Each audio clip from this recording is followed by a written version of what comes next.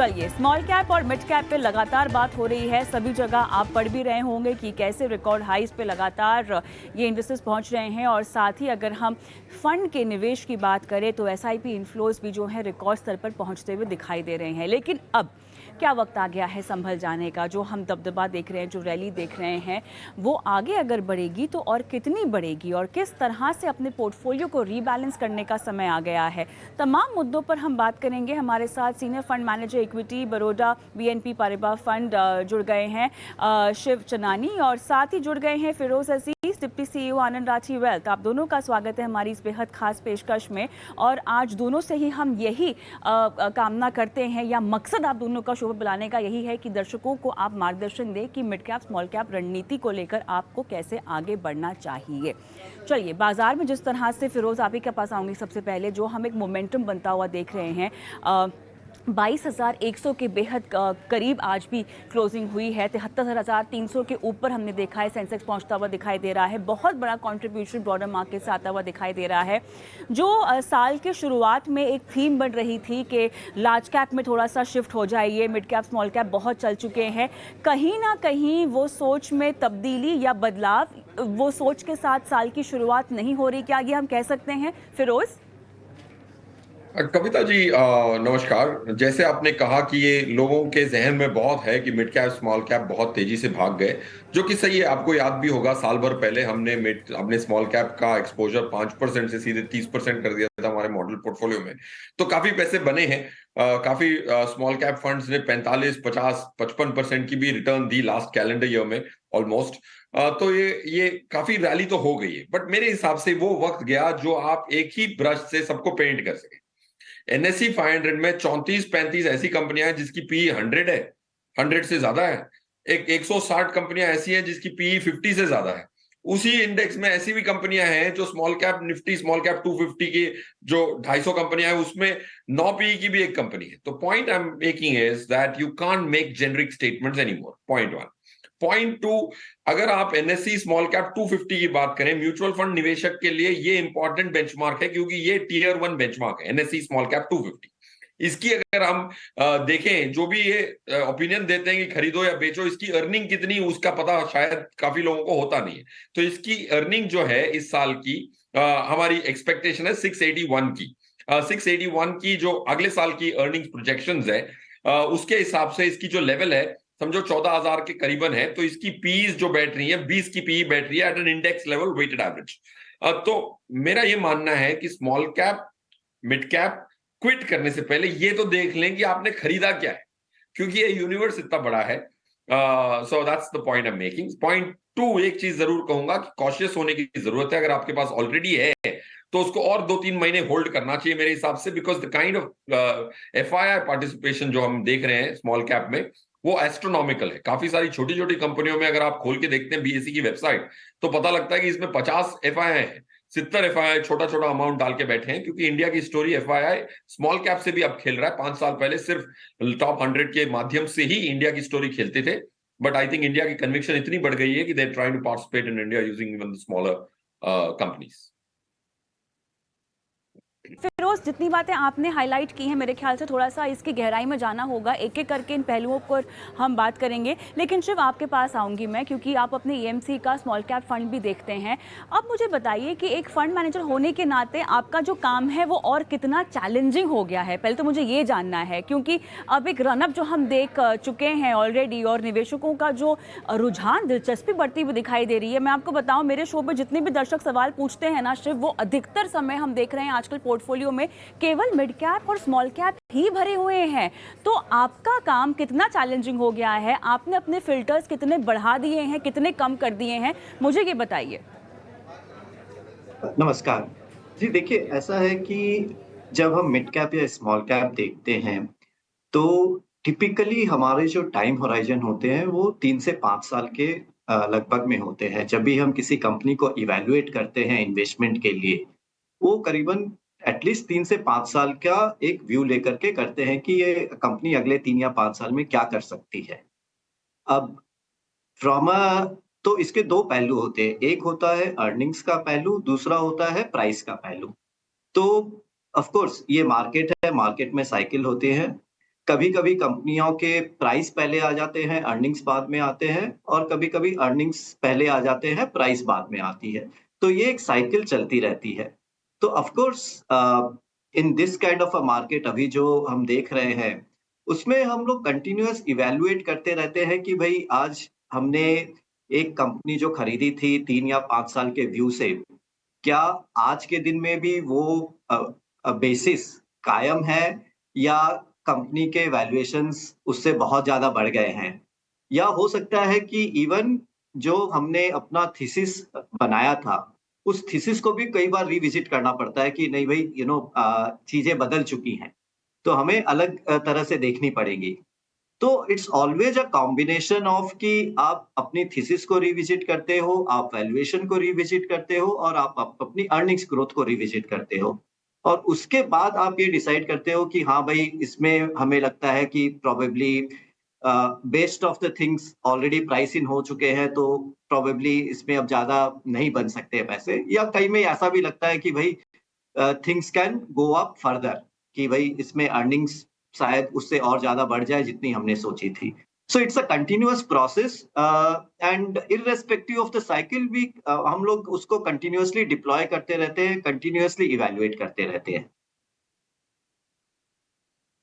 Overall अगर हम देखें, क्योंकि आपका जो यूनिवर्स है वो बहुत ज़्यादा बड़ा है, अब जो रनअप हम ऑलरेडी देख चुके हैं, ऐसे कौन कौन से सेक्टर्स हैं और किस किस तरह की कंपनियां हैं जहां पर अब आप इस नए साल में फोकस करना चाहते हैं? क्योंकि मिड कैप स्मॉल कैप एक ऐसी कैटेगरी है जहां पर निवेशकों को लगता है कि जिस तरह से अगर जोखिम के बारे में तो खैर कोई सोचता नहीं है, अधिकतर समय रिटर्न ही देखे जाते हैं, है ना? तो एक जो निवेशकों को लत लग चुकी है, हमें ये भी समझना होगा शिव, और मेरे ख्याल से फिरोज आगे चलकर इस बात को थोड़ा सा और गहराई से भी समझाएंगे दर्शकों को, कि अब की बार जो ये निवेशक आ रहे हैं ना शिव बाजार में, इन्होंने ना बाजार की गिरावट एज सच देखी नहीं है, बाजार के उतार चढ़ाव को एज सच एक्सपीरियंस नहीं किया है। उन्हें एक अच्छा रिटर्न और कमाई देखने की एक आदत हो गई है पोर्टफोलियो में, और वो इसी की उम्मीद बांधकर आगे बैठे हुए हैं। ठीक है, आपके फंड को लेकर फिलहाल टॉप सेक्टर्स कौन कौन से हैं, किस किस तरह की कंपनियां हैं जिनमें आप निवेश कर रहे हैं, इनको आप कैसे फिल्टर आउट कर रहे हैं? क्योंकि अब जैसे जैसे रनअप बढ़ता हुआ जा रहा है, वैसे वैसे निवेशकों की उम्मीदें भी आपसे बढ़ रही हैं।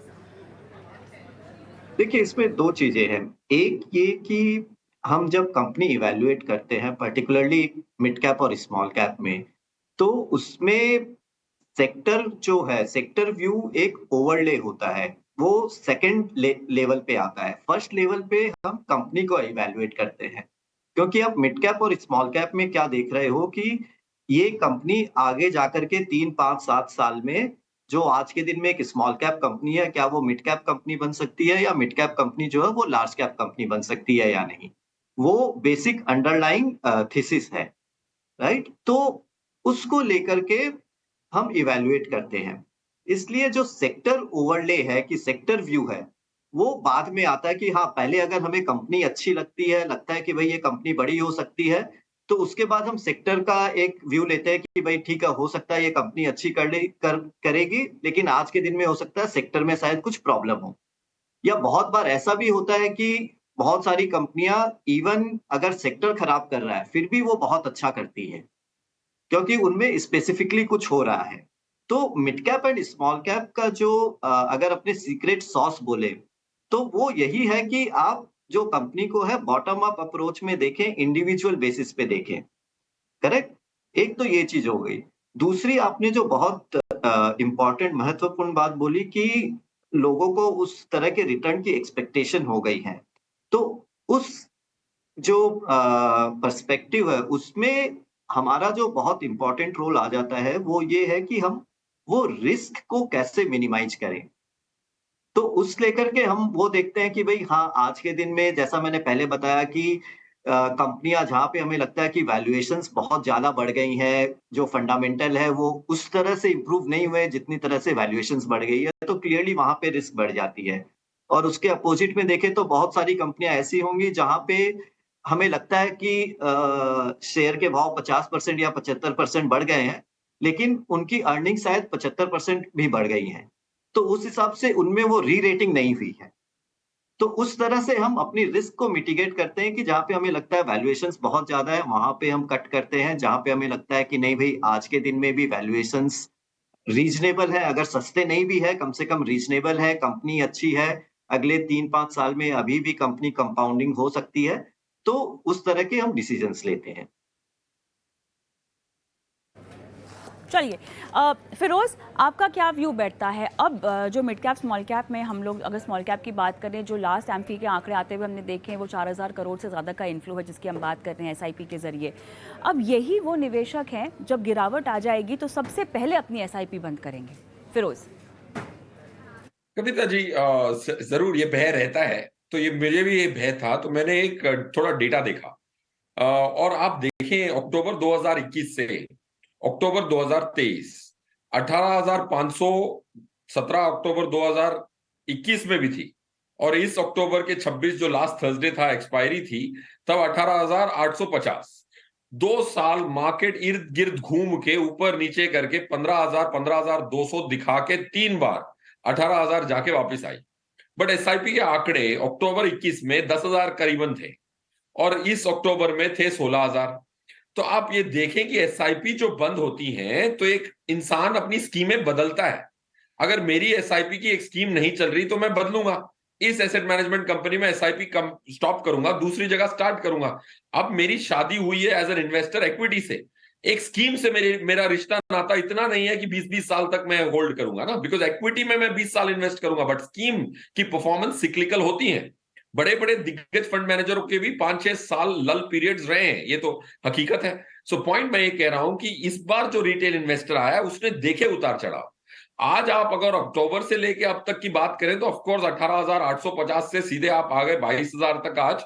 That's been a straight rally, but it has not been a smooth curve. US की इन्फ्लेशन आई, इंटरेस्ट रेट आया, यूक्रेन की वॉर हुई, दूसरे वॉर की रशिया की वॉर ने भी रशिया यूक्रेन की वॉर ने परेशान किया, दूसरी पॉलिटिकल अनसर्टेनिटी मिडिल ईस्ट में, और काफी सारे अनसर्टेनिटीज को वेदर करते हुए आई थिंक रिटेल इन्वेस्टर ने पैसा डाला है। बट अगर आप वही देखते हैं, एचएनआई इन्वेस्टर ने इस बार अपनी ज्यादा समझ से इक्विटी रैली के पहले ही बहुत पैसे निकाल लिए।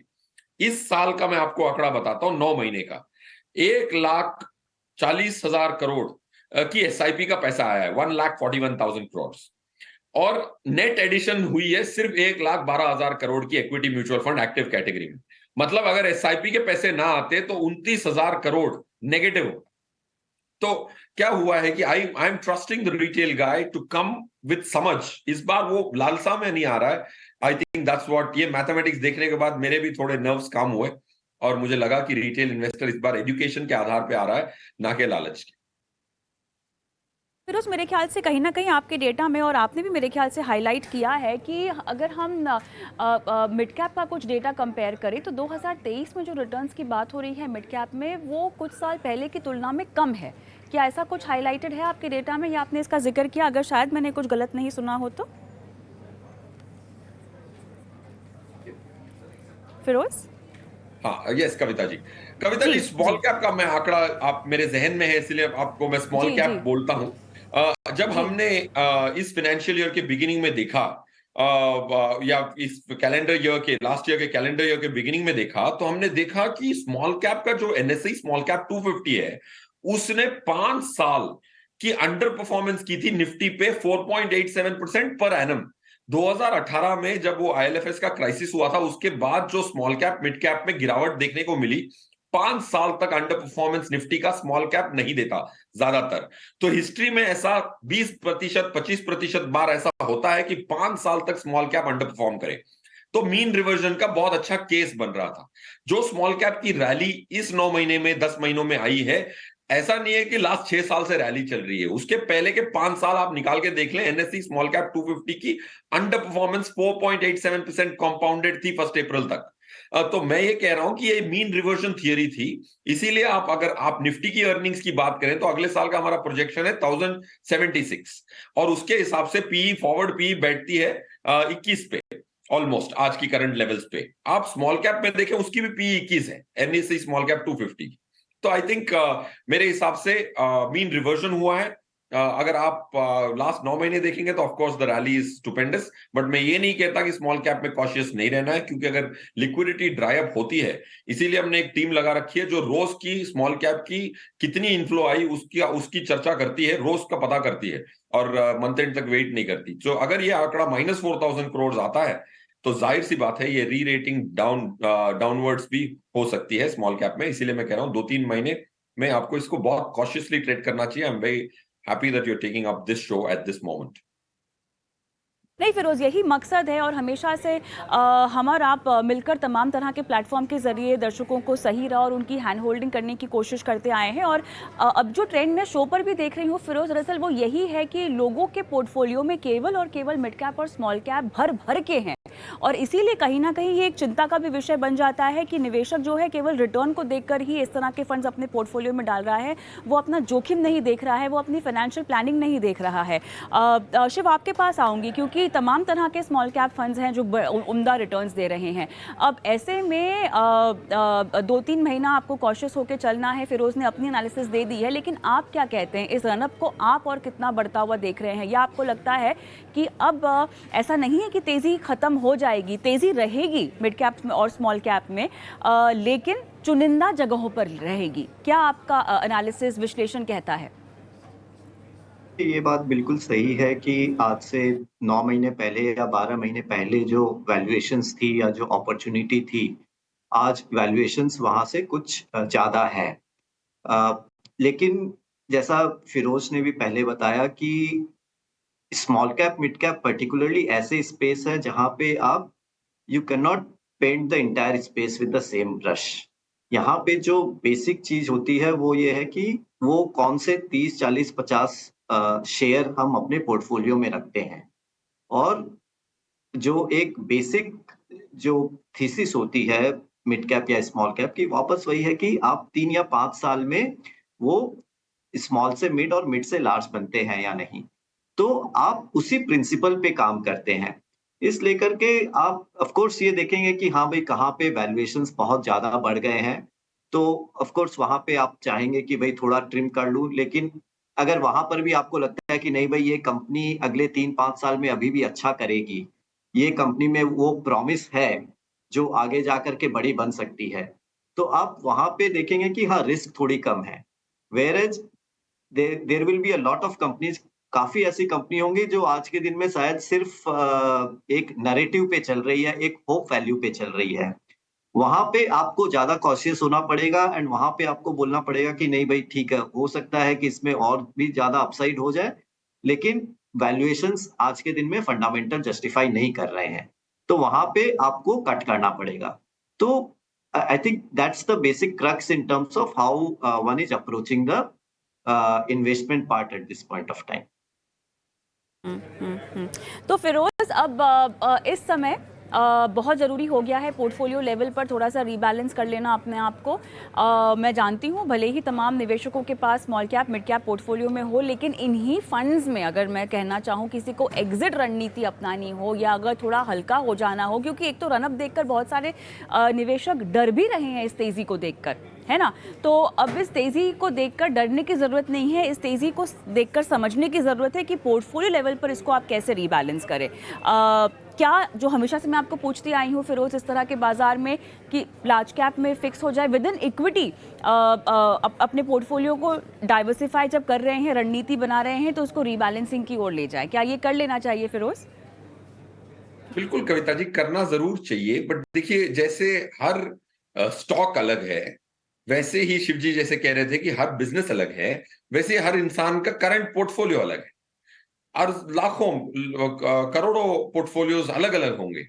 तो मेरे हिसाब से तो आप एज अ दर्शक को क्या करना चाहिए, पहले अपने म्यूचुअल फंड्स की टोटल एक्सपोजर देखनी चाहिए कि large cap, large mid cap सब करके उसको डब्बे को खोल के देखें कि लार्ज कैप स्टॉक्स हैं कितने, मिड कैप कितना मात्रा में है, स्मॉल कैप में मात्रा में कितना है। पहले आपको पॉइंट ए समझना पड़ेगा। अगर आपके पास 50%, 60% इंप्लाइड एक्सपोजर जिसको कहते हैं, जो 10 फंड हैं आपके, वो 10 डब्बों को खोल के एक डब्बा बनाया जाए, उसमें ये देखा जाए कि लार्ज में कितना है, मिड में कितना है, स्मॉल में कितना है। जैसे हमारा मॉडल पोर्टफोलियो में अगर 14 स्कीम है तो मैं आपको बता सकता हूं कि 52% लार्ज कैप में, 23% मिड कैप में और बाकी बचा स्मॉल कैप में। अगर आपका 50% से नीचे हो गया है स्मॉल कैप, और कविता जी जो आपके दर्शक की कनेक्ट है वो मैं उसी पे भरोसा करके, मैंने इतने रिटेल निवेशकों से बात नहीं की है जितनी आप करती हैं, रोज दिन आए दिन करती रहती हैं। तो अगर आप कह रही हैं कि स्मॉल कैप एक्सपोजर बड़ा है, तो ये शायद ऐसा भी हो सकता है काफी सारे क्लाइंट्स के पोर्टफोलियोज ऐसे होंगे इन्वेस्टर के जिसमें 50% तो स्मॉल कैप ही हो गया है। तो मेरे हिसाब से उनको तो रीबैलेंस कर ही लेना चाहिए। अगर आपका 50-60% लार्ज कैप में आता है तो आपको इतनी रिबैलेंस करने की जरूरत आज नहीं।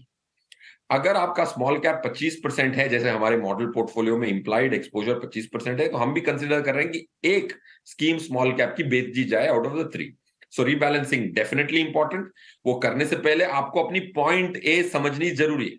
आप नैरेटिव के आधार पे, न्यूज़पेपर के आधार पे नहीं जा सकते। आपको आपकी करंट स्थिति को पहचानना, उसके हिसाब से रणनीति बनाना बहुत जरूरी है, large mid cap small cap के प्रोपोर्शंस को डिसाइड करते हुए। आई थिंक दैट्स द पॉइंट। और हमने एक स्टडी भी, जैसे कविता जी आपने कहा था, हमने स्टडी की थी कि रिस्क कितना ज्यादा है न्यूमेरिकली, उस पर भी चर्चा करेंगे। बिल्कुल, मेरे ख्याल से उसी पर हम आ जाते हैं फिरोज, क्योंकि चर्चा को भी अब समाप्त करने का समय आ ही गया है। जोखिम जब भी आपका बढ़ जाता है, और अधिकतर निवेशक जो ये समझते हैं कि मिड कैप स्मॉल कैप ऐसी कैटेगरी है जहाँ पे आपको उम्दा रिटर्न मिलता है, आपको ये भी समझना है कि पोर्टफोलियो में आपका जोखिम भी बढ़ जाता है, और हमेशा अपना रिटर्न बढ़ाने के लिए, कमाई बढ़ाने के लिए आपको ज़्यादा जोखिम लेने की ज़रूरत नहीं है। मेरे ख्याल से इस पर विस्तार से फिरोज और शिव दोनों बता सकते हैं, लेकिन फिरोज शुरुआत में आपसे करती हूँ।